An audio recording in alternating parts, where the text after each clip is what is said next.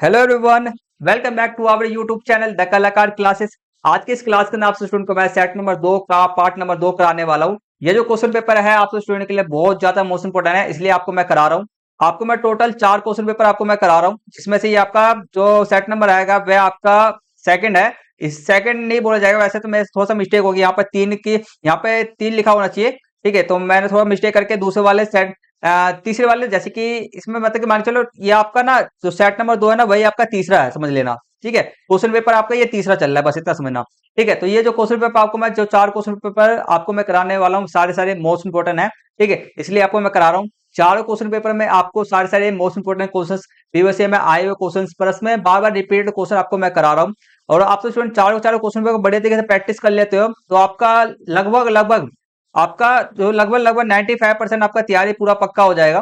ठीक है, और आपका जो 80 में से 80 स्कोर करने का जो आपका टारगेट होता है वह आपका आप जो स्कोर कर रहे हैं ना 70 से 80 के बीच में आपके मार्क्स आ जाएंगे। 70 से 80 के बीच में आपके मार्क्स आ जाएंगे, आपका एक मार्क्स भी नहीं कटेगा। जो चारों क्वेश्चन पेपर हैं इसके अंदर मैं सारे सारे एमसी क्वेश्चन से लेकर 5 नंबर वाले क्वेश्चन तक सारे सारे वेरी वेरी मोस्ट इंपोर्टेंट है।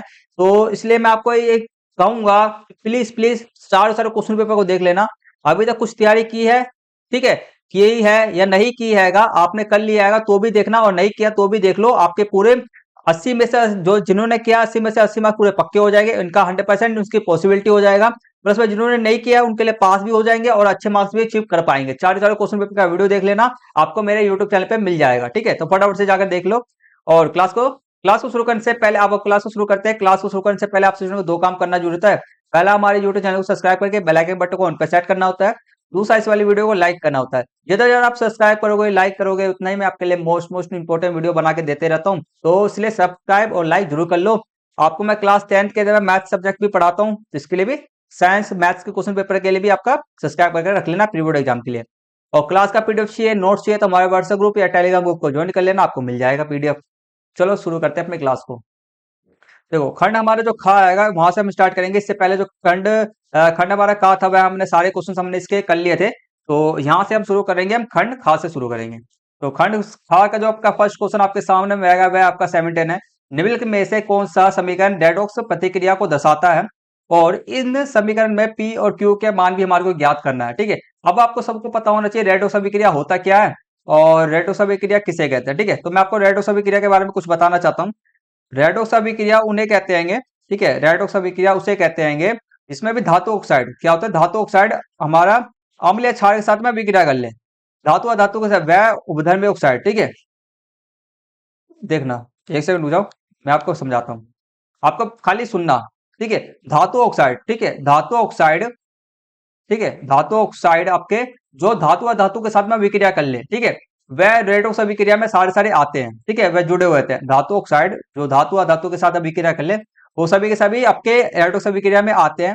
और एक और, पहले तो ये परिभाषा आपका ये हो जाएगा। दूसरी परिभाषा आपका ये होगा, जिस अभिक्रिया में उपचयन अपचयन दोनों हो, उपचयन अपचयन दोनों हो वह रेडॉक्स अभिक्रिया कहलाता है। ठीक है, तो दोनों ही चीज आपके हैं। और इसका आपका जो 17 हैगा वह इसका जो आंसर आपका है, राइट आंसर आपका घ है। ठीक है, अब का समीकरण 1 और समीकरण 2 दोनों रेडॉक्स अभिक्रिया है। ठीक है, इसमें देखो एक आपका मैंने पहले वाला जो परिभाषा आपको मैंने बताया, कोई भी धातु ऑक्साइड, ये धातु ऑक्साइड है आपका, ये धातु के साथ अभिक्रिया करा रहा है। ठीक है, करता है, तो ये आपका क्या हो गया, आपका यहाँ पर क्या हुआ, आपका यहाँ पर आपका रेडॉक्स अभिक्रिया हुआ। दूसरी इसमें क्या हो रहा है, देखो यहाँ पर आपका धातु है, यहाँ पे कोई धातु ऑक्साइड तो है ही नहीं है। और ये किसका, ये क्या है, ये भी एक अधातु है। अब हम इससे कैसे पता चलेगा कि अब दूसरे वाला जो मैंने क्या बोला था, दूसरे वाले में मैंने बोला था जहां पर ऑक्सीजन अपचयन अपचयन उपचयन और अपचयन हो। ठीक है, उपचयन का मतलब ऑक्सीजन की वृद्धि और ऑक्सीजन का नुकसान। तो इस समीकरण के अंदर आपका देख रहे होगे यहाँ पे जो हैगा ऑक्सीजन यहाँ पे जुड़ रहा है। ठीक है, जुड़ रहा है तो ऑक्सीजन की वृद्धि हुआ, यहाँ पे जाकर टूट जा रहा है तो ऑक्सीजन का ह्रास हुआ। तो इसलिए समीकरण 1 समीकरण 2 आपका उपचयन अपचयन रेडॉक्स अभिक्रिया है। और यहाँ पे आप लोग देख रहे होंगे जैसे पी का मान हमारे को बताना है, तो पी का मान हमारे को बताने के लिए यहां से लेकर के यहां तक के बीच में पी का मान क्या है हमारे को बताना है। तो पी देखो, पी से पी एफ ई के पहले में क्या है, पी है, तो मतलब किसका मान हमारे को बताना है, एफ ई का मान बताना है। तो शुरुआत में देखो एफ ई का मान कितना था, एफ ई का मान यहाँ पर 2 है। एफ ई का मान कितना है आपके यहाँ पर 2 है। ठीक है, तो एफ ई का मान यहाँ पर 2 है, तो पी का मान क्या आ गया आपका 2 आ गया। अब हमारे को क्यू का मान ज्ञात करना है। क्यू हमारा क्या पे, क्यू हमारा ये रहा। ठीक है, देखना बहुत आसान क्वेश्चन है, बहुत आसान, संतुलित करना है, मैं समीकरण को संतुलित करना है बस। तो क्यू का मान बताना है। आप देखो यहाँ पर एच, क्यू किसके बाद में है, क्यू किसके बाद में है, आपका एच है, तो एच की वैल्यू हमारे को बताना है। एच यहाँ पे क्या दे रखा है आपको, एच यहाँ पे 2 दे रखा है। अब शुरुआत में यहां से लेकर के यहां तक देखना है हमारा एच पहले कितना था। तो एच हम देखेंगे यहाँ पर एच कितना आपका यहाँ पर 10 है, और यहाँ पर शुरुआत में आप देख लोगे सभी 2 यहाँ पर लगा हुआ शुरुआत में। तो 2 का मतलब है कि सी से भी गुना करेगा, ये एच को भी गुना करेगा। तो यहाँ पे कितना है, 2 धाम 20 हो जाएगा। तो यहाँ पे एच कितना हो गया 20, यहाँ पे एच कितना है सिर्फ और सिर्फ 2, मुझे 2 को 10 से गुना करूंगा तो मेरा कितना आ जाएगा 20, 10 धाम, ठीक है, 10 दूनी 20 आ जाएगा। तो मुझे यहाँ पर क्यू का मान कितना होना चाहिए, मैंने 10 होना चाहिए।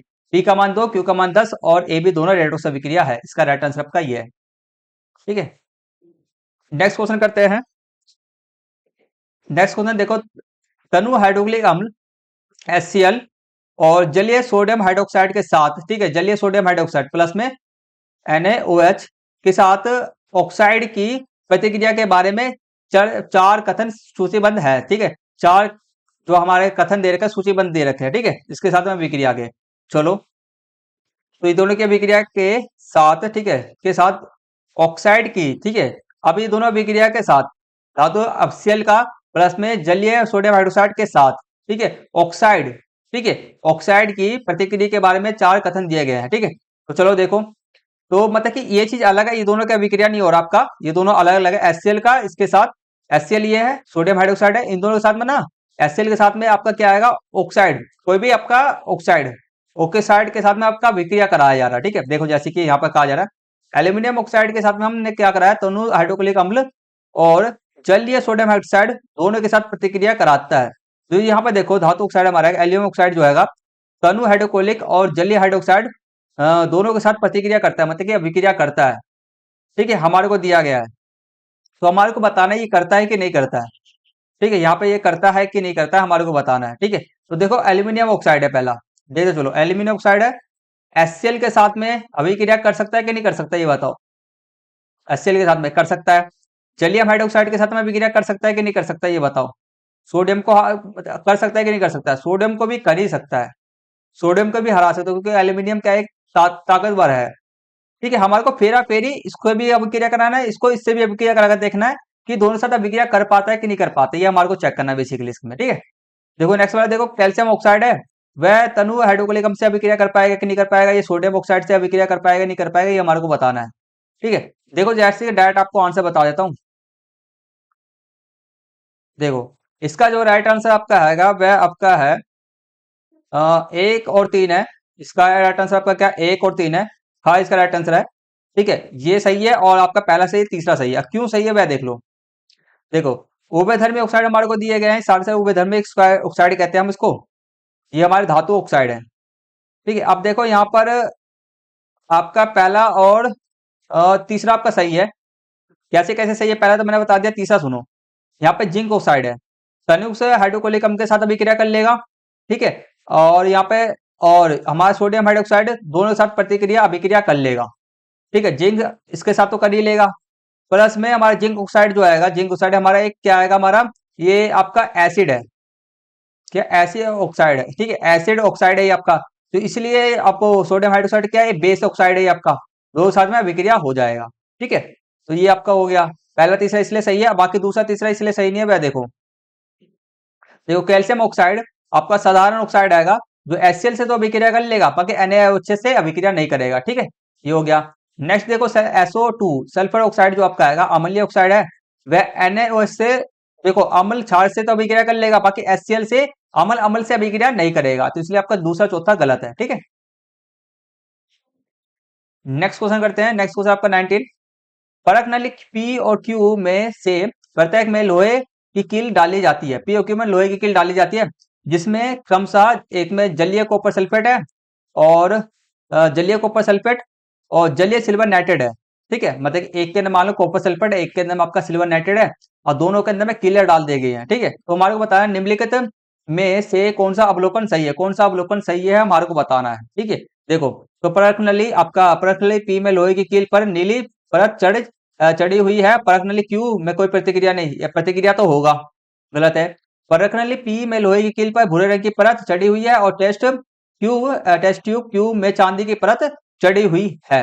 तो इसका राइट आंसर आपका हाँ है, क्यों है देखो इसका इसका आंसर इसका ये है किस लिए, क्योंकि देखो जब हम सिल्वर नेट के साथ में आपका कॉपर सल्फेट के साथ में लोहे की कील हमने रिएक्शन हमने कर रखा है, ठीक है, स्कूलों में कर रखा होगा आपने। तो उसमें लोहे की कील, ठीक है, लोहे की कील भूरे रंग का परत चढ़ जाता है, ठीक है।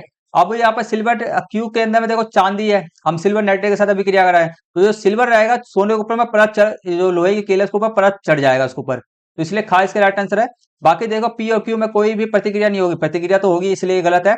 अब देखो परखनली पी में कोई प्रतिक्रिया नहीं होती, होगी प्रतिक्रिया तो होती है, इसलिए ये भी गलत हो गया, हाँ इसका राइट आंसर है। अब देखो नेक्स्ट क्वेश्चन हमारे सामने में मिथाइल ऑरेंज को तनु सल्फ्यूरिक अम्ल, ठीक है, तनु सल्फ्यूरिक HCl और सोडियम हाइड्रोक्साइड में मिलाया जाता है तो विलयन में मिथाइल ऑरेंज का रंग क्या होगा, ठीक है, NaOH को क्या रंग होगा, ठीक है। तो मिथाइल ऑरेंज है, इसका राइट आंसर आपका आएगा खाप। ये आपका हाइड्रोक्लोरिक में डाला जाएगा तो वह लाल हो जाएगा, और मिथाइल ऑरेंज सोडियम हाइड्रोक्साइड में जाएगा तो पीला इसका रंग हो जाएगा, इसका राइट आंसर ये है, ठीक है। और मिथाइल ऑरेंज का एक सूचक है, ठीक है, एक क्या होता है सूचक होता है जो अम्ल और क्षारक का पता करता है कौन अम्ल है कौन क्षारक है। तो ये जब भी इसके अंदर एमएल में डाला जाएगा तो लाल हो जाएगा, और सोडियम हाइड्रोक्साइड में डाला तो पीला हो जाएगा। नेक्स्ट क्वेश्चन करते हैं, निम्नलिखित में से कौन सा पदार्थ पानी के बराबर मात्रा में घुलने पर, ठीक है, पानी के बराबर मात्रा में घुलने पर पीएच मान प्राप्त करेगा, ठीक है। पानी में देखिए पीएच मान, देखो यहाँ पे देखो निम्नलिखित में से कौन सा पदार्थ पानी की बराबर मात्रा में घुलने पर सबसे अधिक पीएच मान प्राप्त करेगा, सबसे अधिक पीएच मान प्राप्त करेगा, मतलब किसका पीएच मान सबसे अधिक होगा। मतलब कि 14 के पास में आपको पता है 1 से लेकर 14 तक आपका पीएच मान होता है, बीच में 7 होता है आपका, तो सबसे ज्यादा मतलब कि 14 के पास में कौन सा पीएच मान अधिक करेगा। देखो तो सल्फ्यूरिक एसिड की बात करते हैं, हम इसको पानी में घोलेंगे तो ये एसिड है, पहली बात तो एसिड है, तो एसिड किसकी तरफ जाएगा, एक की तरफ जाएगा, तो हमारे को ज्यादा की तरफ चाहिए, तो इसलिए इसके आंसर ये गलत हो गया। एसिटिक एसिड्स हो गया, सिरका हो गया ये, तो ये भी आपका एसिड है, तो एसिड तो भाई आंसर हो ही नहीं सकता, क्योंकि ये 7 से कम की ओर जाएगा, 7 से ऊपर की ओर जाएगा, और अब मुझे तो चाहिए 14 के पास में, चाहिए 14 के पास में इधर की साइड में होना चाहिए, 7 से ज्यादा होना चाहिए, ठीक है। मैग्नीशियम हाइड्रोक्साइड हो गया आपका, सोडियम हाइड्रोक्साइड हो गया, दोनों दोनों आपका क्या है क्षारक है, ठीक है, दोनों के दोनों आपका क्षारक है। अब क्षारक के अंदर बात की जाए तो सोडियम हाइड्रोक्साइड आपका आएगा, इसका राइट आंसर आपका सोडियम हाइड्रोक्साइड है, क्योंकि सोडियम हाइड्रोक्साइड जो आपका प्रबल क्षारक है, ठीक है, जब इसको हम पानी के अंदर में घोलेंगे तो सबसे अधिक पीएच मान आपका लाएगा, ठीक है, सबसे अधिक पीएच मान लाएगा, इसलिए इसका राइट आंसर आपका सोडियम हाइड्रोक्साइड है। ठीक है, नेक्स्ट क्वेश्चन करते हैं 22। जब अतिरिक्त कार्बन डाइऑक्साइड को चूने के पानी में गुजारा जाता है तो दुधियापन गायब हो जाता है, क्योंकि बताओ, ठीक है, क्योंकि देखो, क्योंकि इसका राइट आंसर आपका आएगा, देखो जैसे कि आपका खाद पढ़ो, अघुलनशील कैल्शियम कार्बोनेट जल में घुलनशील कैल्शियम बाइकार्बोनेट में परिवर्तित हो जाता है। अब देखो इसका राइट आंसर आपका खा है अघुलनशील, जो आपका जैसे कि जो दुधियापन किसके कारण होता है, कैल्शियम कार्बोनेट के कारण होता है दुधियापन, ठीक है, जो पानी होता है दुधियापन कैल्शियम कार्बोनेट के कारण होता है। अब उसके अंदर हम क्या कर रहे हैं, कैल्शियम कार्बोनेट है ही है, इसके अंदर हम अतिरिक्त कार्बन डाइऑक्साइड को कर रहे हैं, तो ये कैल्शियम कार्बोनेट जो आपका किसमें बन जाएगा, कैल्शियम बाइकार्बोनेट में बदल जाएगा, और आपका दुधियापन क्या हो जाएगा, कम हो जाएगा। आपको मैं इसका सूत्र भी दिखा देता हूँ कैसे होगा।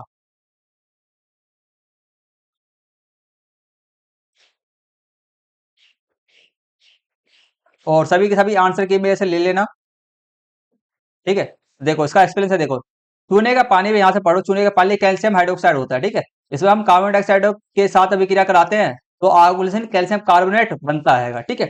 तो जो पानी जो दुधियापन का कारण होता है, ठीक है, तो ये आपका इस समीकरण मैंने कर दिया, कैल्शियम हाइड्रोक्साइड को कार्बन डाइऑक्साइड अभिक्रिया करेंगे, कैल्शियम कार्बोनेट बनेगा जो दुधियापन का कारण होता है, ठीक है। अब अगला देखो, जब अतिरिक्त कार्बन डाइऑक्साइड प्रभावित की जाती है तो आगुलनशील कैल्शियम कार्बोनेट आगे अभिक्रिया करके जल में घुलनशील, ठीक है, जल में घुलनशील कैल्शियम बाइकार्बोनेट बनाता है, जिससे दूधियापन गायब हो जाता है। तो कैल्शियम कार्बोनेट H2O है, जल है, इसमें और डालेंगे हम कैल्शियम कार्बोनेट को डालेंगे, इसके साथ में कैल्शियम बाइकार्बोनेट बना देगा, तो इसलिए दूधियापन हट जाएगा।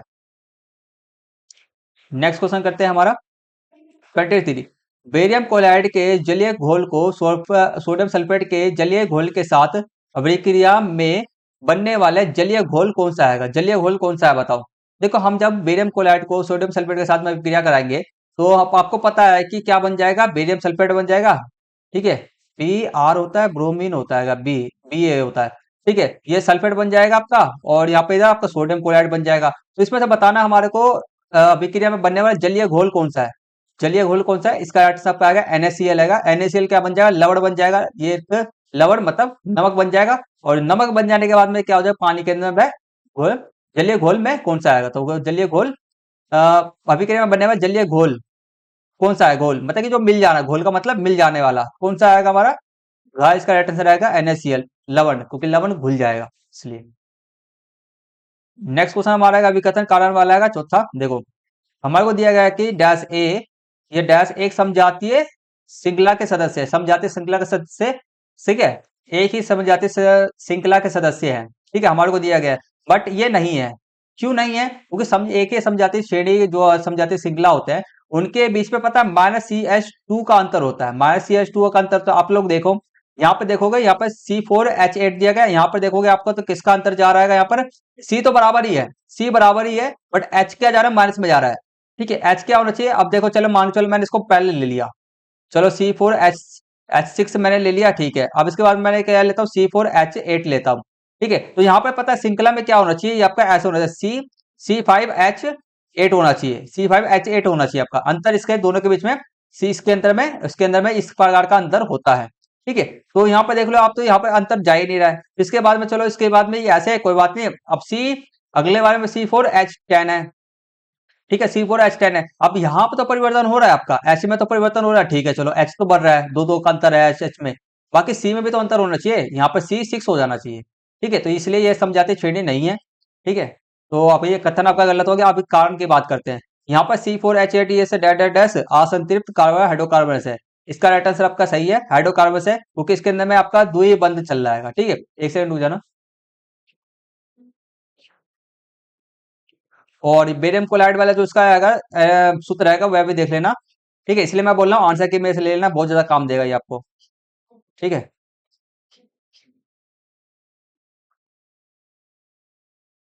ठीक है, अब यहाँ पे देखो इसका कारण ये है कि कार्बन कार्बन जो आपका द्विबंध या त्रिबंध, एल्किन या एल्काइन है, ठीक है, इनके बीच में जो कारण आपका सही है, इसके बीच में द्विबंध है और या त्रिबंध है, ठीक है, इनके बीच में द्विबंध है त्रिबंध है, इसलिए हाइड्रोकार्बन है। अब हमारे एक नंबर वाले क्वेश्चन कंप्लीट हो जाते हैं, अब हमारे जो क्वेश्चन स्टार्ट हो रहे हैं वह हमारे 25 से स्टार्ट हो रहे हैं, ठीक है, तो यहाँ से हमारे 2 नंबर वाले क्वेश्चन स्टार्ट होते हैं, चलो शुरू करते हैं अपने 2 नंबर वाले क्वेश्चन को।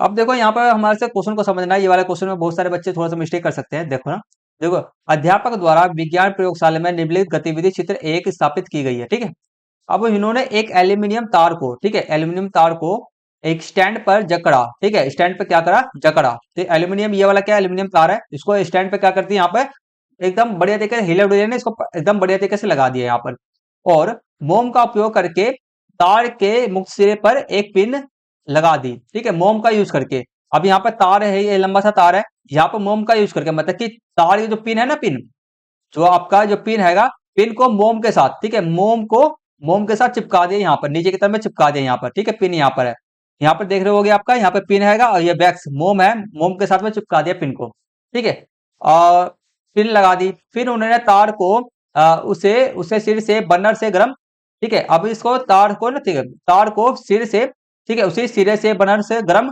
किया जा रहा किया जहां तार झगड़ा हुआ था, अब यहाँ पर क्या गर्म किया जाने लग गया, तो छात्रों ने देखा क्या, देखा कि पिन गिर गई, अब छात्रों ने देखा क्या, पिन गिर गई, ठीक है, बिल्कुल गिरेगी, क्योंकि ये हीट होगा, ये मोमबत्ती से चिपका पड़ा है, तो मोमबत्ती क्या हो जाएगा, पिघल जाएगा, तो इसलिए गिरेगी। आगे देखो कारण पूछा जा रहा है, क्वेश्चन पूछा जा रहा है, यदि अध्यापक एल्यूमिनियम तार को चांदी के तार से बदल दे तो क्या छात्रों का अवलोकन बदल जाएगा, अपने उत्तर का औचित्य सहित किए, ठीक है, अगर मान चलो इसकी जगह पे मैंने क्या करा, चांदी का मैंने तार रख दिया, ठीक है, तो क्या पिन जो आपका है तभी भी गिरेगा कि नहीं गिरेगा, ये हमसे पूछा जा रहा है क्वेश्चन के अंदर में, तो इसका तभी भी गिरेगा, ठीक है, तो एक आंसर आपका देखो, चांदी उष्मा की, ठीक है, चांदी उष्मा की एल्यूमिनियम की तुलना में बहुत बेहतर सुचालक है, मतलब कि इससे चांदी के अंदर में और तेजी से ऊर्जा जो उष्मा होता है ना, गर्मी होता है, वह फैलता है, इसलिए उष्मा तार के मुक्त सिरे तक तेजी से पहुंचेगी और मोम जल्दी पिघल जाएगा और पिन पहले पहले गिर जाएगी, ठीक है, तो ये इसका आंसर है।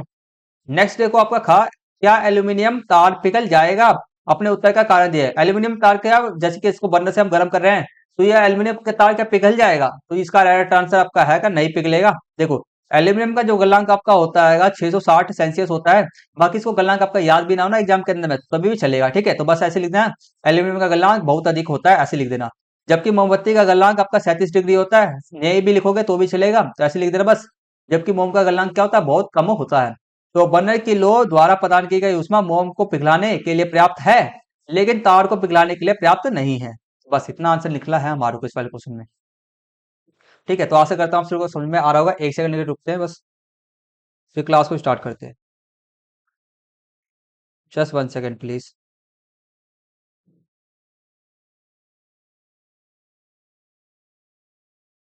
नेक्स्ट क्वेश्चन तब तक पढ़ो आप।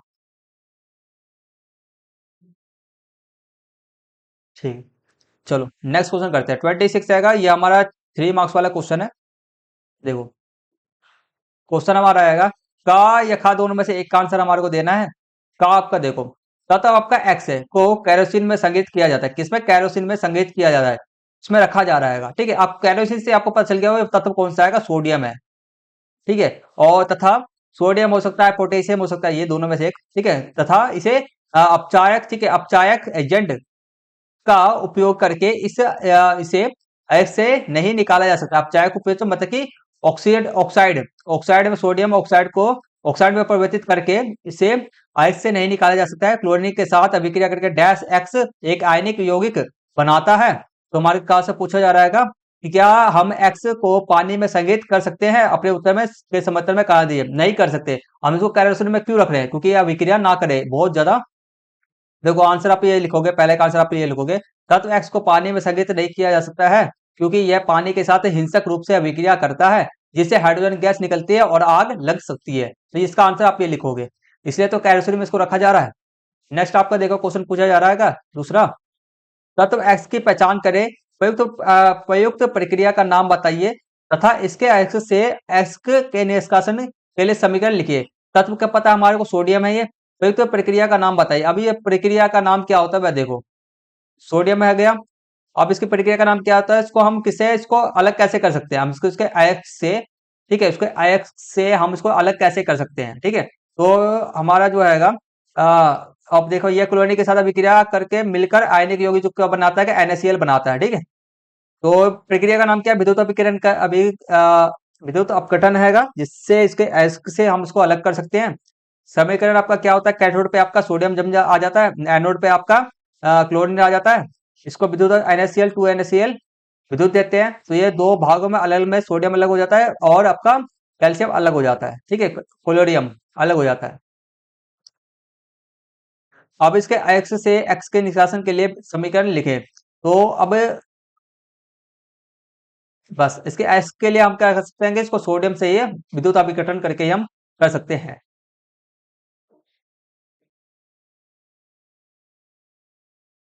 बस चलो नेक्स्ट क्वेश्चन करते हैं।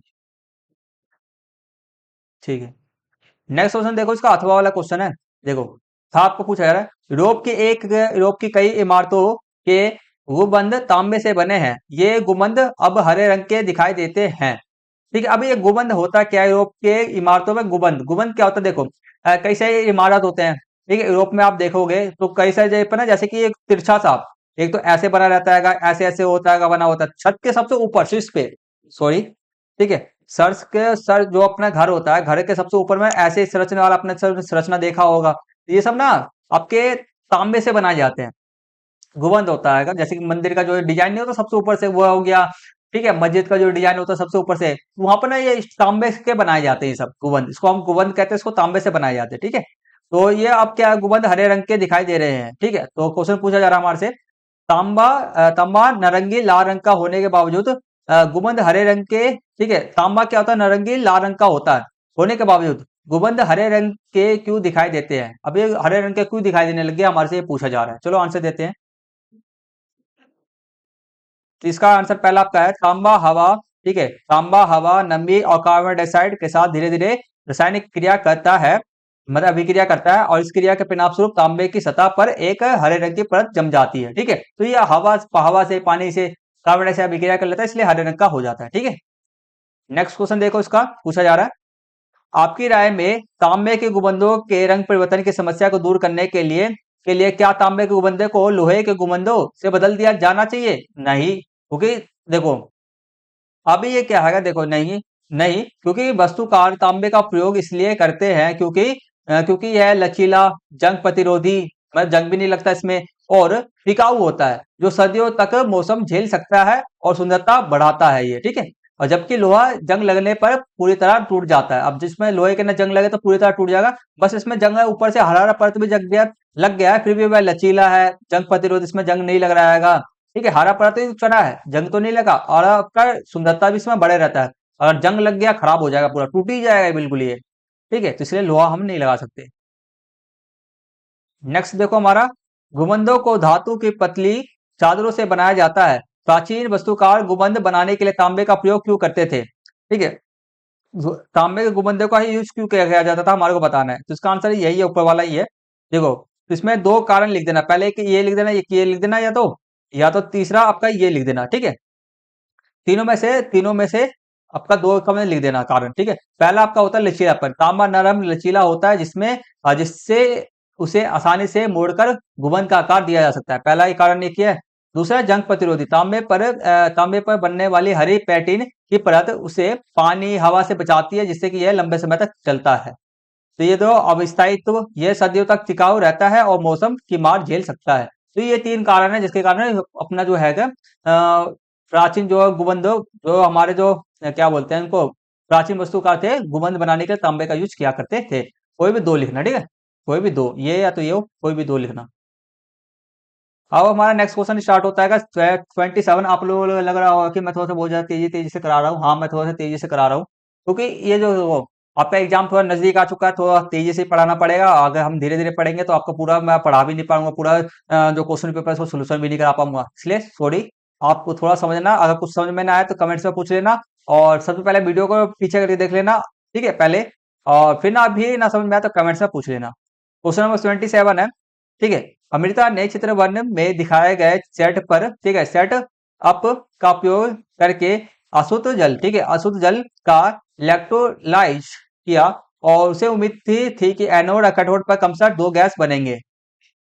अब देखो यह प्रक्रिया उसने किया, ठीक है। अब अचानक उसने महसूस किया कि अशुद्ध जल उपयोग करने पर सर्किट में बल्ब नहीं चमक रहा। अब इस अशुद्ध जल क्या है, अशुद्ध जल उपयोग करने पर सर्किट में क्या कर रहा है, बल्ब नहीं जल रहा है, ठीक है, ठीक है, नहीं जलेगा क्योंकि अशुद्ध जल है ये, ठीक है। तो हमसे देखो, इसके बाद उसने इलेक्ट्रोलोसिस के लिए अशुद्ध जल में एक इलेक्ट्रो ठीक है, इलेक्ट्रोलिसिस के लिए अशुद्ध जल में एक पदार्थ मिलाया, ठीक है। अब इसने एक पदार्थ मिलाया, ठीक है। चलो, तो क्वेश्चन का आंसर देते हैं। ऊपर दी गई जानकारी के आधार पर निम्नलिखित प्रश्नों को उत्तर देना हमारे को, ठीक है। देखो का आंसर देना, वह किस गैस को एनोड और किस गैस को कैथोड पर पर बनने की उम्मीद कर रही थी। किस पे, कौन से पे कैथोड रहे, कौन से गैस पे कैथोड, कौन से गैस पे आपका एनोड पर रहेगा, बताना है।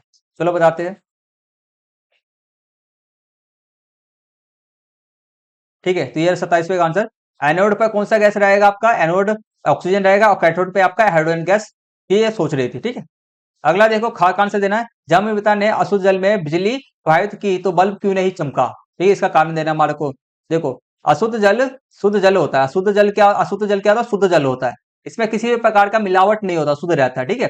तो जिसमें बहुत कम मुक्त आयन होता है, और जिसके कारण जिसमें और शुद्ध जल में जिसके कारण मुक्त आयन बहुत कम होते हैं, और विद्युत चालन के लिए मुक्त आयनों की आवश्यकता होती है, और जिससे परिपथ पूरा नहीं होता और बल्ब नहीं चमकता।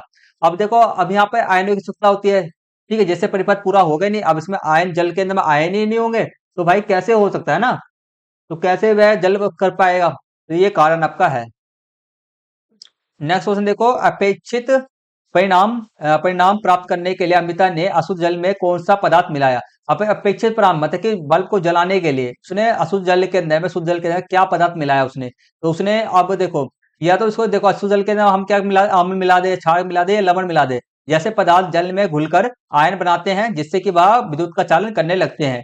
तो हम इसमें अम्ल भी डाल सकते हैं, क्षार भी डाल सकते हैं, लवण भी डाल सकते हैं, ठीक है। तो उसमें कुछ भी, या अमन डाल दिया होगा, या क्षार डाल दिया होगा, या तो लवण डाल दिया होगा, जिससे कि बल्ब जलने लग जाएगा, ठीक है, ठीक है। अब इसमें दृष्टि वाले बच्चों का भी क्वेश्चन है, तो ये भी इंपॉर्टेंट क्वेश्चन ही है, इसको भी करते हैं। प्रतिक्रिया के प्रकार की पहचान कीजिए, मतलब कि प्रतिक्रिया मतलब अभिक्रिया, ठीक है, अभिक्रिया की बात की जाए तो अभी कौन से अभिक्रिया के प्रकार है। पहला वाला देखो, आपका दो तत्व दोनों दोनों जुड़ रहे हैं, ठीक है।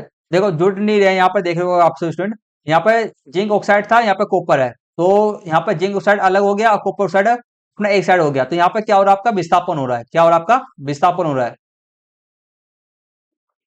ठीक है, आपका विस्थापन हो रहा है। जिंक जो था क्या था, अपना जिंक जो था हमारा कॉपर से कमजोर था, इसलिए इसने क्या करा, इसके जो ऑक्साइड था, इसका यौगिक था, ऑक्साइड था जिंक का, उसने इसको छील लिया तो विस्थापन अभिक्रिया हो गया। अगला देखो आपका ये जो है हमारा जो यहाँ पे ये कौन सा आएगा, ये वियोजन अभिक्रिया है। कौन सा वियोजन, इसको तोड़ा जा रहा है। ठीक है, ये वियोजन अभिक्रिया है, यहाँ पर टूटा जा रहा है, उष्मा देकर हम इसको तोड़ रहे हैं, दो भाग में तोड़ रहे हैं, तो वियोजन अभिक्रिया हो गया। अब देखो यहाँ पर क्या हो रहा है, यहाँ पर आपका दो अलग अलग पदार्थ है, आपस में जाकर के एक पदार्थ बन जा रहेंगे, तो यहाँ पर क्या हो रहा है, संयोजन हो रहा है।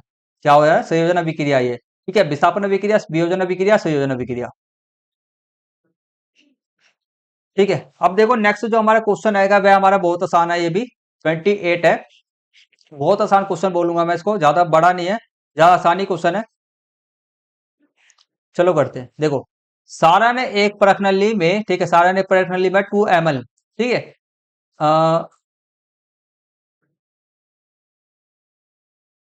अब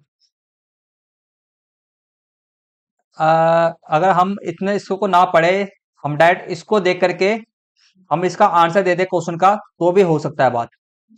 ठीक है, तो भी हम कर सकते हैं, तो इतना से लेकर के इतना तक मैं आपको समझा देता हूँ। वह देखो, देखो, तो हमें क्वेश्चन पूरा नहीं पढ़ते हैं, यहाँ पे समझो बस।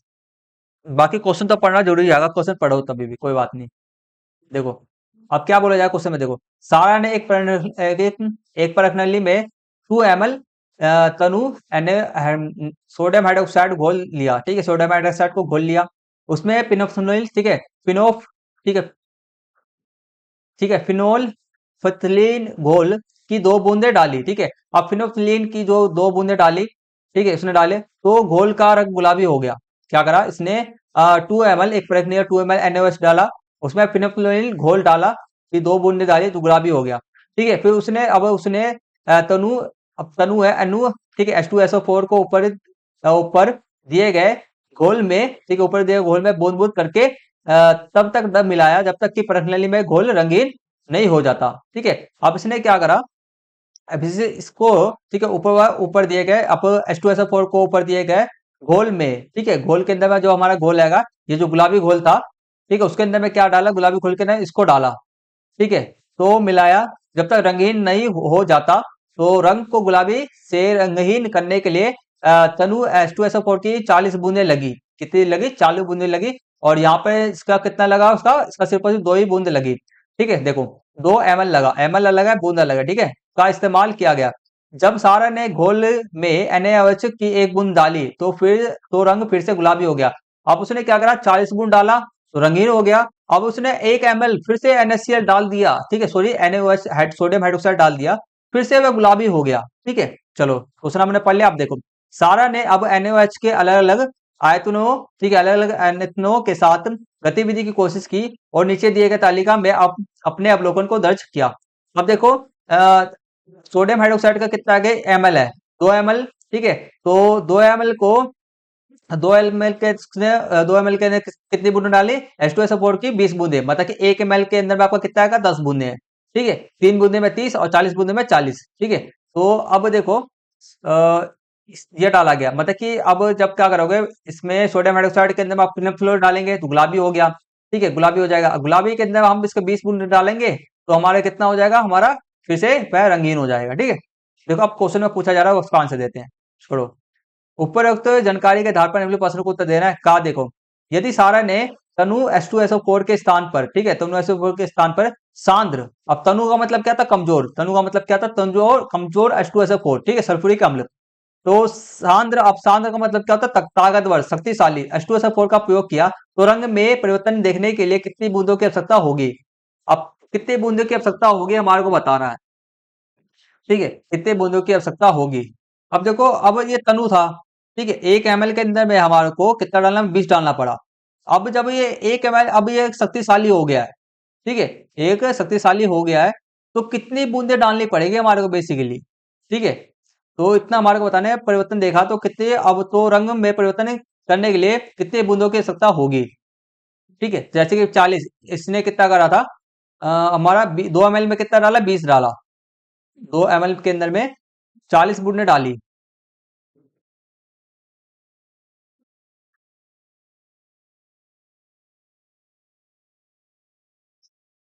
कुल मिलाकर के ऐसे हो जाएगा। देखो जैसे कि उसको छोड़ो, 40 वाली तो हटाओ, कुछ जो जितने उम्र में दे रखा है इसको अभी छोड़ो। ठीक है, तो हमारा क्या होगा, सांद्र हो गया। सांद्र का मतलब ये है कि जैसे कि पहले कमजोर था, उसको हमने ज्यादा डालना पड़ा, अब हमारे को क्या करना पड़ेगा, अब हमारे को कम डालना पड़ेगा। क्या करेंगे हम, अब हम कम डालेंगे। ठीक है, वह भी हमारे को 40 गुण, पहले हमारे को कितना डालना पड़ा था, हमारे को 40 गुण डालना पड़ा था ना। तो अब हम इसको क्या करेंगे, अब हमारा जो होगा इसका 20 का राइट आंसर आएगा 40 से कम। ये जिसकी तरफ खुला रहता है वह क्या होता है, कम का हिस्सा होता है। तो 40 से कम हमारे को ये होता है। इसके एक सेकंड हो जाना। हम्म तो इसका राइट आंसर आपका क्या है, 40 से कम बूंदे आपको डालनी पड़ेगी। ठीक है, 40 से कम आपको, ये इसका राइट आंसर, 40 से कम हम बूंद डालेंगे। पहले हम 40 डाले थे, अब 40 से कम डालेंगे। नेक्स्ट क्वेश्चन देखो इसका। सारा ने तनु ऐसा फोर की 20 बूंदे मापी और पाया कि इसका आयतन कितना है, 1 ml है। ठीक है, 20 बूंदे का आयतन कितना, 1 ml है। यदि सारे ने 3 ml H2SO4 का उपयोग करके NaOH विलयन के रंग में परिवर्तन देखा, तो उसने शुरू में टेस्ट में ट्यूब में कितने ml NaOH मिलाया। ठीक है, अब देखो क्या आएगा, हमारा क्या आएगा, H2SO4। ठीक है, H2SO4 की 20 बूंदे बराबर किससे है, इसका आयतन कितना है, AML है। ठीक है, 20 का 1 ml है। तो हमारे अब देखो यहाँ पे हमारे कितना है, H2SO4 3 ml लिया गया। ठीक है, 3 ml लिया गया। तो बताओ कितनी हमारे NaOH की कितनी बूंदे हैं हमारे को, बताओ। ठीक है, इसका आयतन कितना, 1 ml है, 20 बूंदे हैं। तो इसकी हमारे को सोडियम हाइड्रोक्साइड के कितना बूंदे लिया होगा, तो 60 का लिया होगा ना, 60 बूंदे नहीं, एक दो तीन, तीन ही बूंदे होने चाहिए। तीन ही बूंदे होने चाहिए, तीन ही तो बूंदे रहेगा, तीन, तीन बराबर तीन। क्योंकि हमारे को पता है जैसे कि देखो, एक बराबर कितने का था, एक बराबर 20 का था, एक बराबर 20 के था। ऐसे तो 10 का है, एक बराबर ऐसे तालिका के में 101 बराबर तो 10 का ही है। ठीक है, तीन बराबर तीन ही होगा, क्योंकि ये जो हमारा 3 ml सोडियम हाइड्रोक्साइड बराबर हमारा तीन ही का ही होगा। ठीक है, बस।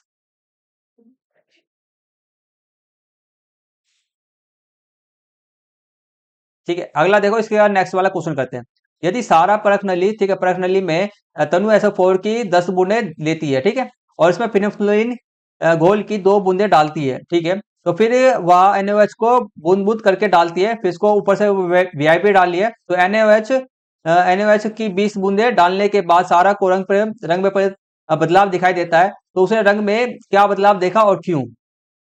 अब क्या आएगा, हमने क्या करा, एक हमने सारा ने क्या करा, तनु SO4 10 बूंदे लिया। ठीक है, फिनोफ्थलीन की गोली 2 बूंदे डाली, फिर वह NaOH को बूंद बूंद करके डालती है, फिर इसको शायद इसमें घोल के ना डाल ली है। तो NaOH की 20 बूंदे डालने के बाद सारा को रंग में परिवर्तन दिया। तो इसका आंसर क्या है, देखो जो ये वाला देखो, पारंब में फिनोल्फिनील एक रंगीन घोल है। ठीक है, रंगीन घोल होता है। क्योंकि हम इसको क्या कर रहे हैं, हम इसको इसमें किस में डाल लेते हैं, हमारा H2SO4 में डाल लेते हैं। ठीक है, अब इसमें NaOH एक क्षारक मिलाया गया, जो घोल गुलाबी हो जाता है। और जब पर्याप्त Na और H2SO4 मिलाया जाता है, तो फिर से वह रंगीन हो जाता है। तो बस इतना ही था, कुछ नहीं करना था, इतना लिखना है। फिनोल्फिनील, पहले हम H2SO4 डालेंगे इसके अंदर में, फिनोल्फिनील के अंदर में। ठीक है, H2SO4 के अंदर में हम फिनोल्फिनीन डालेंगे तो हमारा रंगीन रहेगा। अब इसको बराबर मात्रा में हम NaOH डाल देंगे, तो हमारा क्या हो जाएगा, गुलाबी हो जाएगा। और फिर अब जब फिर इसको हमारा फिर से हम इसको H2SO4 मिला देंगे, तो फिर रंगीन हो जाएगा। तो बस यही लिखना था।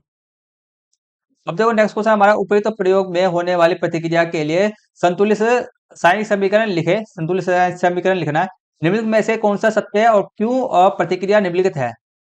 ठीक है, अब देखो हमारे कौन कौन से दो तत्व लिए गए थे हमसे। एक तो हमारे को NaOH लिया गया था, और एक हमारा H2SO4 लिया गया है। देखो, एक आप देख रहे हो, एक प्रबल क्षारक है, एक प्रबल का अम्ल है। ठीक है, दोनों के बीच में अभिक्रिया होगा, तो आपका क्या होगा, आपका उदासीन अभिक्रिया होगा। पहली बात तो ये उदासीन अभिक्रिया, दोनों मिलकर क्या बनाएंगे, एक तो पहले दोनों मिलकर के हमारे, एक तो NH तनु सल्फ्यूरिक अम्ल है ना, H2SO4 है। ठीक है, तो ये हमारा हो गया। तो पहले एक हमारा एक लवण बनेगा, एक नमक बनेगा, जल बनेगा, और हमारा H2O बनेगा। नमक हो गया, जल हो गया, जल भी बनता है, नमक जल, और एक और कार्बन डाइऑक्साइड भी निकलता है आपका। तो संतुलित समीकरण आपका ये हो गया। इसमें से ऊपर सिर्फ नमक और आपका जल बनेगा बस। ठीक है, उदासीन विक्रिया और दोहरा विस्थापन विक्रिया है ये। ठीक है, दोहरा विस्थापन मतलब कि इसका जो आयन H2SO4 NaOH ले लेता है, और OH कौन ले लेता है, हमारा H वाला ले लेता है। ठीक है, तो दोहरा विस्थापन विक्रिया हो गया। दोहरा बोल दो या द्वि विस्थापन बोल दो, सेम है। चलो, अब हमारा नेक्स्ट क्वेश्चन आएगा, 29 क्वेश्चन है, फिफ्थ वाला क्वेश्चन है। आसान क्वेश्चन है ये भी। चलो करते हैं इसको भी। देखो, क्या हमारे को दिया गया सूत्र सी एक्स और एच वाई वाला एक हाइड्रोकार्बन निम्नलिखित समीकरण में दिखाए, ठीक है, निम्नलिखित समीकरण में दिखाए अनुसार पूर्ण दहन से गुजरता है। क्या करता है? पूर्ण दहन से गुजरता है। ठीक है, आगे देखो, हम इसको पूर्ण इसको अभिक्रिया से इसको अभिक्रिया करा रहे हैं। ठीक है, चलो। तो हमसे पूछा जा रहा है एक्स, और यहाँ पे जो एक्स वाई दे रखा है, एक्स वाई के मान क्या है? एक्स वाई के मान के तो बहुत आसान हो गया।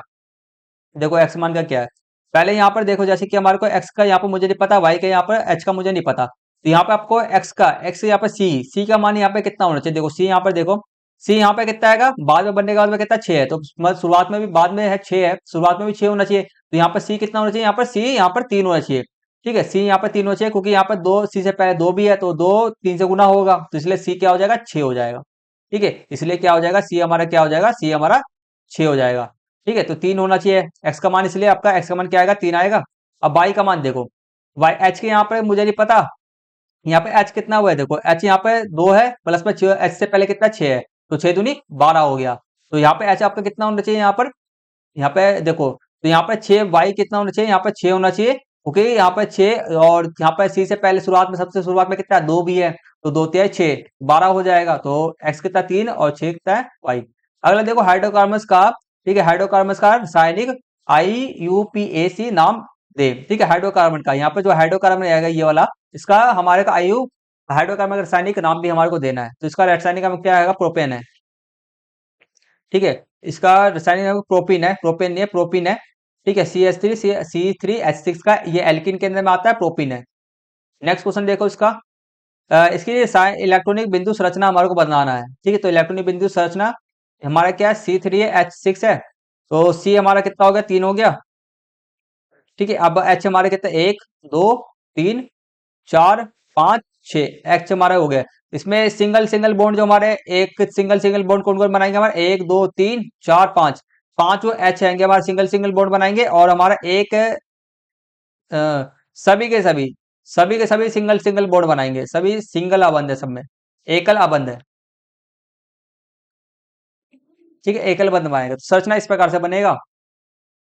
नेक्स्ट क्वेश्चन देखो, फोर्थ है, उस एल्कोहल का नाम बताएं जो सांद्र, मतलब कि ताकतवर H2SO4 के साथ गर्म करने पर उपयुक्त हाइड्रोकार्बन C3H6 उत्पन्न करेगा। ठीक है, H6 उत्पन्न करेगा, मतलब एल्कोहल के साथ में मैं इसको H2SO4 को गर्म करूंगा, तो इससे बनने वाला जो इससे उपयुक्त हाइड्रोकार्बन उपयुक्त उत्पन्न होता है, तो ये हाइड्रोकार्बन आपका बनेगा। तो हमारे को बताना है, एल्कोहल का नाम बताना है। ठीक है, तो देखो एल्कोहल का जो नाम है आपका हैगा, पहले तो इसे अभिक्रिया को, इस अभिक्रिया को निर्जलीकरण कहते हैं, निर्जलीकरण कहते हैं इस अभिक्रिया को।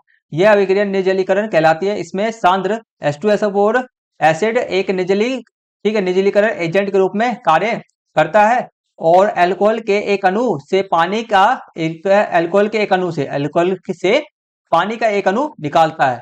तो अल्कोहल का नाम आपका क्या? प्रोपेन 1 ओल, और आपका अल्कोहल दूसरे प्रोपेन का नाम क्या आपका? अल्कोहल 2 ओल है। ठीक है, समझ में आ गया? बस इतना ही है। नेक्स्ट क्वेश्चन देखो आपका, निकेल की उपस्थिति में हाइड्रोजन गैस के साथ डैश को गर्म करने करने की प्रतिक्रिया में अभिक्रिया के लिए उपयुक्त रासायनिक समीकरण हमारे को लिखना है। चलो, तो हम क्या कर रहे हैं? हम प्रोपेन का हाइड्रोजन के साथ हम अभिक्रिया कर रहे हैं निकेल की उपस्थिति में, इसको हम गर्म कर रहे हैं। दोनों को गर्म करेंगे तो हमारा क्या बनेगा? हमारा C3H8 बनेगा, वह हमारा प्रोपेन था पहले। ठीक है, हाइड्रोजन के साथ इसको अभिक्रिया करा, हमारा बनेगा क्या? प्रोपेन बनेगा। ठीक है, इसको हम हाइड्रोजनीकरण अभिक्रिया कहते हैं। हाइड्रोजन अभिक्रिया का मतलब होता है जिसमें हाइड्रोजन की विधि हो। ठीक है, जिसमें क्या? हाइड्रोजन की विधि हो, तो जहां एल्किन प्रोपीन हाइड्रोजन के साथ अभिक्रिया करके एल्केन प्रोपेन बनाती है। ठीक है, बनता है। तो हमारे सारे सारे क्वेश्चन इसके कंप्लीट हो गए। अब हमारे जो नेक्स्ट क्वेश्चन हमारा जो स्टार्ट होता है वह हमारा या वाला क्वेश्चन स्टार्ट होता है। ठीक है, चलो करते हैं इसको भी। देखो ये क्वेश्चन जो आएगा आसान ही है, मुश्किल नहीं है। देखो पी और क्यू इलेक्ट्रॉनिक्स संरचनाएं, इलेक्ट्रॉनिक संरचना दिए गए हैं, तो आपको पता है, जैसे कि आपको के एल एम पता होगा, के, ठीक है, KLMN ये आपको पता है। के में कितना होना चाहिए? 2 होना चाहिए। एल में कितना? 8 होना चाहिए। एम में भी कितना? 8 होना चाहिए। एन में कितना होना चाहिए? 16 होना चाहिए। तो पहले कक्ष, ये पहला कक्ष है, दूसरा मतलब कि ये वाला के है, ये एल है, ये वाला आपका कितना? के है, ये आपका एल है, और ये आपका कितना आएगा? KLN है, एम है। ठीक है, तो पहले में आपका कितना आएगा? 2 है, 2 हो गया। ठीक है, दूसरे में आपका कितना है? 2 2 4, 5 और एक ये आपका 6, 6। तो यहाँ पर दूसरे में आपका कितना 6 है। तो आपको यहाँ पर देखो 2 और 8 जितने इलेक्ट्रॉन्स की संख्या होता है वही उसका क्या होता है, परमाणु की संख्या होता है। 2 और 8 कितना हो गया, 2 और 6 कितना हो गया, 8 हो गया। तो 8 नंबर पर 8 परमाणु संख्या पर कौन रहता है, हमारा ऑक्सीजन रहता है। तो हमारा ये पी वाला क्या हो गया, हमारा पी क्या, हमारा ऑक्सीजन है। अगला देखो अब नेक्स्ट वाले में, पहले वाले के में कितना हमारा 2 है, ठीक है। अब एल वाले में कितना हमारा 2, 2 4 2 6 2 8, 8 पूरे हैं, 8 हो गया। और एम में कितना हमारा सिर्फ और सिर्फ एक ही है, 1 हो गया। 2 8 10, 10 और 1 11। तो 11 नंबर पे आपका कौन सा रहता है, 11 नंबर पे आपका रहता है सोडियम रहता है। क्या रहता है, सोडियम, Na है, Na। तो आपका क्यू क्या होगा, ऐसा पूछा नहीं जा रहा है, मैंने आपको डायरेक्ट बता दिया इसमें। सोडियम में पी नंबर पर ऑक्सीजन है और आपका एन में, और क्यू पे आपका क्या है, सोडियम है। ये मैंने आपको एक्स्ट्रा थोड़ा बता दिया, ये चीज ना समझने में आपको बहुत ज्यादा मदद करेगा, ठीक है। एक सेकंड रुक जाना। चलो, ये चीज आपको ना बहुत ज्यादा मदद करेगा। देखो, अब क्वेश्चन जो पूछा रहा है उसके आंसर देते हैं लाइन बाय लाइन। पहले हमारे को तत्व भी तो पता होना चाहिए, कौन कौन तत्व का क्या है क्या नहीं है। देखो, तो ऊपर दी गई जानकारी के आधार पर निम्नलिखित प्रश्नों का उत्तर हमारे को देना है। देखो, तो यदि पी और क्यू मिलाकर एक यौगिक बनाते हैं, मतलब ऑक्सीजन यानी सोडियम को प्लस में इसको दोनों के साथ अभिक्रिया कर एक यौगिक बनाते हैं, तो उनके बीच से किस प्रकार का बंधन बनता है, किस प्रकार का बंधन बनता है हमारे को बताना है, ठीक है। चलो, ये बताते हैं बंधन किस प्रकार का बंधन बनता है। तो आपको पता होगा, तो ये इसका राइट आंसर आपका यहाँ से यहाँ तक है। देखो, जैसे पी हमारे 2 और 6 हो गया, इलेक्ट्रॉन 8 हो गया टोटल, और ये ऑक्सीजन हो गया, ये मैंने ऐसे लिख दिया है यहाँ पर, ठीक है। तो ये सह संयोजक बंध है, ठीक है। ये सह संयोजक बंध बनाते हैं क्योंकि वह इलेक्ट्रॉन शेयर करके स्थिरता प्राप्त करते हैं। अब ये जो सह संयोजी बंध बनाते हैं क्योंकि ये इलेक्ट्रॉन एक दूसरे को क्या करेंगे, शेयर करेंगे। आप लोग देख रहे होंगे जैसे कि मैंने क्वेश्चन में आपको समझाया है, ठीक है। तो इसको जैसे कि अपना इसको लास्ट वाले में पूरा करने के लिए, लास्ट वाला देखो इसका तो भी पूरा है, 2 और 6। अब इसको देखिए ऑक्सीजन हो गया, हमारे को लास्ट वाले में कितना चाहिए, और यहाँ पे 6 है, तो यहाँ पे कितना और होने चाहिए, 2 और होने चाहिए। तो इसको 2 और इलेक्ट्रॉन की जरूरत होगी। सोडियम वाले में देख लो, सोडियम वाला लास्ट में कितना 1 है, इसको पूरा करने के लिए कितना और चाहिए होगा, जरूरत चाहिए होगा 8 को पूरा करने के लिए 7 और चाहिए होगा। तो ये, अब देखो इनके पास क्या है, इलेक्ट्रॉनिक्स की कमी है, तो ये क्या, जिसके पास इलेक्ट्रॉन की कमी होता है वह क्या करते हैं, साथ संयोजक एक दूसरे के साथ बस जुड़ते हैं और साथ संयोजक बंध बनाते हैं। तो इसका आंसर ये है। नेक्स्ट क्वेश्चन देखो इसका, बनने वाले यौगिक का रासायनिक सूत्र क्या है। तो रासायनिक सूत्र आपका ये है, Na2OH है, ठीक है, Na2, ठीक है, Na2O बस। अगला क्वेश्चन देखो, तीसरा, जब इस प्रकार बने यौगिक को पानी में घोला जाता है। अब इस प्रकार बना है पानी का, हम इसको घोल लें, ठीक है, पानी के अंदर घोला जा रहा है, तो हमारे को क्या होगा, ठीक है। इस प्रकार बने हमारे को पानी में घोला जाता है, तो परिणामी घोल अम्लीय या क्षारीय होता है। पानी का हम जब इसको NaOH को हम घोलेंगे तो अम्लीय रहेगा या क्षारीय रहेगा, हमारे को बताना है। अपने उत्तर को रासायनिक समीकरण से पुष्टि, रासायनिक समीकरण से भी पुष्टि करना है। चलो करते हैं, ठीक है। तो ये रहा, सोडियम हमारा Na2O है, इसको पानी में हम घोल लें तो हमारे क्या बनेगा, सोडियम हाइड्रोक्साइड बनेगा। जो सोडियम हाइड्रोक्साइड सबको पता है कि एक प्रबल क्षारक, एक एक प्रबल क्षारक होता है, ठीक है। तो प्रबल क्षारक बनेगा ये। नेक्स्ट क्वेश्चन देखो आपका, क्यू और इथेनॉल के बीच प्रतिक्रिया के लिए रासायनिक समीकरण लिखे। अब हमारे को क्यू को, ठीक है, मतलब सोडियम को हमारे को क्यू इथेनॉल इथेनॉल से अभिक्रिया करा करके रासायनिक समीकरण लिखना है।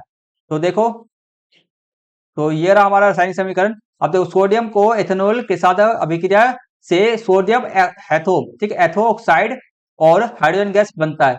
तो ये रहा एथेनॉल का सूत्र, ये होता है C2H5OH होता है, और 2NaOH हो गया, इसके साथ अभिक्रिया करेगा तो हमारा क्या बनता है, ये हमारा बनता है एथो ऑक्साइड, ठीक है, एथो ऑक्साइड हमारा बनता है और हाइड्रोजन गैस निकलता है बस।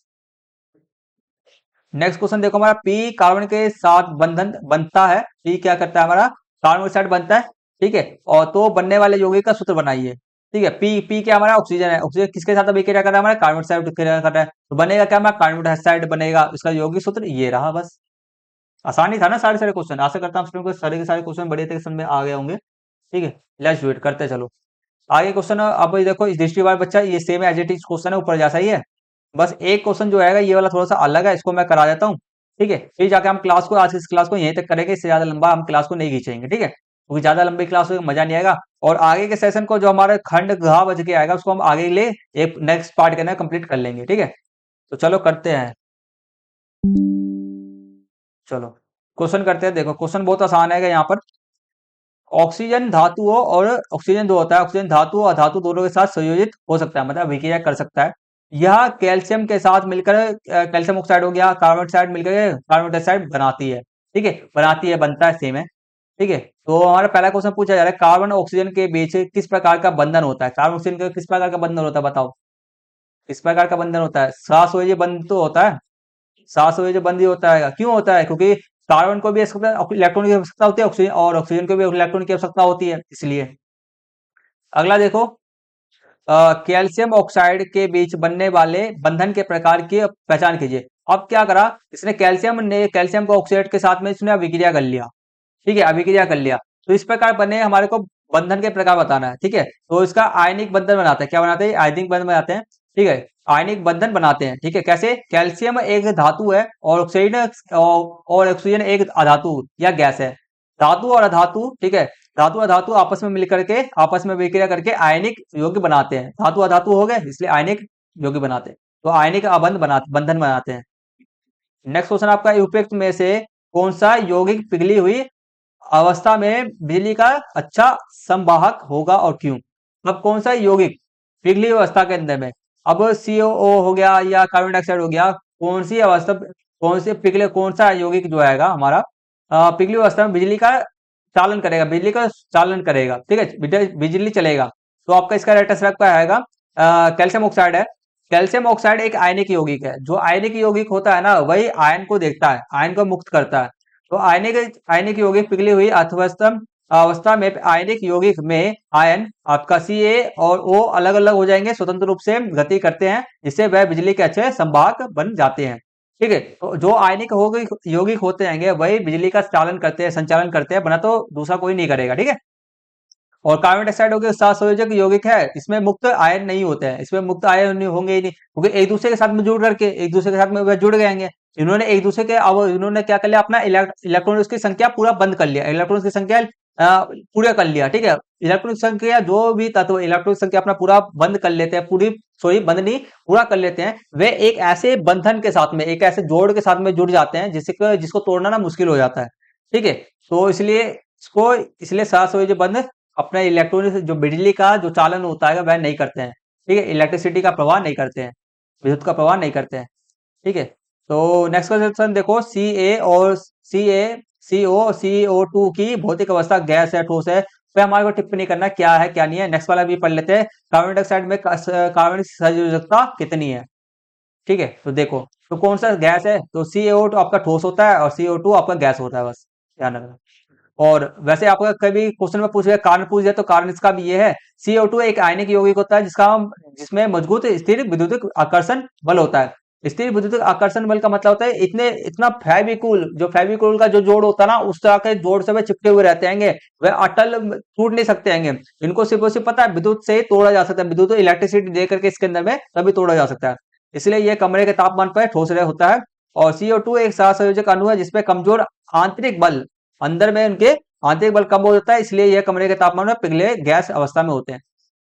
अब देखो, कार्बन की संयोजकता कितनी है, 4। अब संयोजकता कितनी होता है, जितनी भी, देखो संयोजकता का मतलब होता है उसे कितना इलेक्ट्रॉन चाहिए। संयोजकता मतलब है जितना अपने पूरे कक्ष को, ठीक है, संयोजकता मतलब होता है अपने अंतिम कक्ष को पूरा करने के लिए। ठीक है, अंतिम कक्ष में अपने इलेक्ट्रॉन्स की संख्या को पूरा करने के लिए जितने इलेक्ट्रॉन्स चाहिए, उसी को संयोजकता कहते हैं, किसी भी तत्व का। तो कार्बन का, जैसे कि कार्बन के परमाणु संख्या कितना होता है, 6 होता है, तो K L M N में हम इसको बांटेंगे तो K में 2 चाहिए होता है, M में हमारे को M में 8, L में 8, M में 8 और N में 16 चाहिए होता है। तो K में तो 2 पूरा हो जाएगा, नेक्स्ट वाले में आपका बचा कितना, 4 बचेगा। तो इसको 4 क्या करेगा, इसको 4 और इसको L को पूरा करने के लिए इसको 4 और चाहिए, तो 4 जो इलेक्ट्रॉन इसको और चाहिए, तो ये इसी का क्या कहलाएगा, इसका संयोजकता कहलाएगा। ठीक है, समझ में आ गया।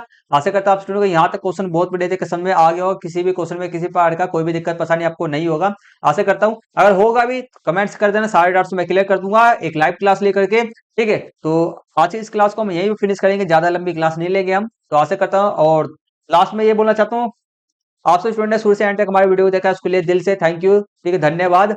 और इसी तरह से हमारे YouTube चैनल को, इसी तरह से हमारी वीडियो को देखते रहो, आगे बढ़ाते रहो हमारे YouTube चैनल को। ठीक है, और अपने एग्जाम के अंदर में अच्छे से अच्छे मार्क्स लेकर के आओ। ठीक है, तो आज इस क्लास को यहीं पे फिनिश करते हैं, मिलते जल्दी से नेक्स्ट वीडियो के अंदर में, तब तक के लिए टेक केयर, टेक बाय, जय हिंद, जय भारत, और फिर से again thank you for watching.